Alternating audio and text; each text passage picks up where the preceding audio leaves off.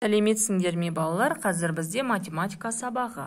Бүгінгі өтетін сабағымыздың тақырыбы таңдап алу тәсілімен шығарылатын комбинаторлық есептер. Оқу мақсаты таңдап алу әдісімен комбинаторлық есептерді шығару. Сабақ мақсаты таңдап алу әдісімен комбинаторлық есептерді шығарады. Бағалау критерийлері мүмкін нұсқаларды іріктеу тәсілімен комбинаторикалық есептерді дұрыс шеше алады.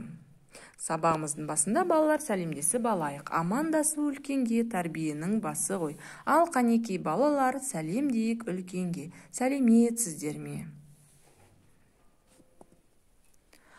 Қалыптастырушы бағалау, отшашу арқылы бірін бағалау. 1-ден 10 ұпай аралығында бағалау. Келесі бірінші біздің тапсырмамыз балалар. Арман кемпір қосақтың суретін салды. Оның бояу жиынтығында 7 түс бар. Алдымен ол 2 түсті таңдағысы келді. Жиынтықтағы бояулардың 2 түсін неше тәсілмен таңдауға болады? Мұндағы дескриптор есепті таңдап алу тәсілімен шығарады. Балалар енді дұрыс жауапты қарап көрейік. Өздерімен салыстырыңдар. Комбинаторлық есептер дегеніміз есепті шығару барысында берілген нысандарда әртүрлі комбинация құруға және комбинациялардың санын санауға тура келетін есептер. Жай есептерді мүмкін нұсқаларды әдеттегідей толық таңдап алу арқылы шығарады.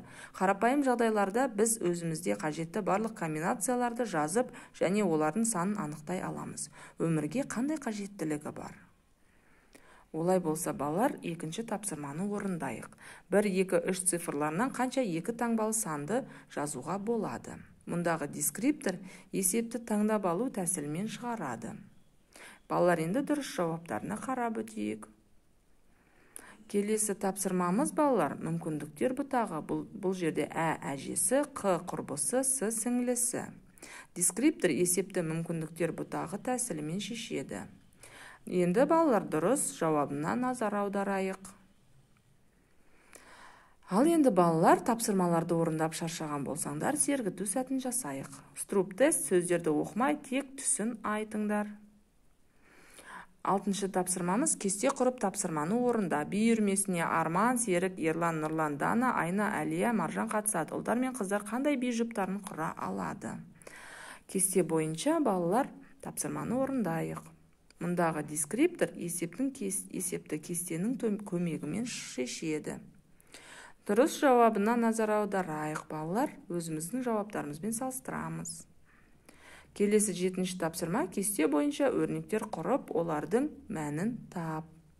Мұндағы дескриптор кесте бойынша өрнекті құрастырады, мәнін табады. Бекіту комбинаторлық есептер дегеніміз не балалар? Комбинаторлық есептердің шешу жолдары. Балалар, сұрақтарға жауап берейік. Үйге тапсырма номері 7-ші, 9-ші есептер 71-ші бет. Рефлексия балалар. Қызыл түс қуанышты көңіл, күлгін алаңдаушы көңіл, көк суық көңіл.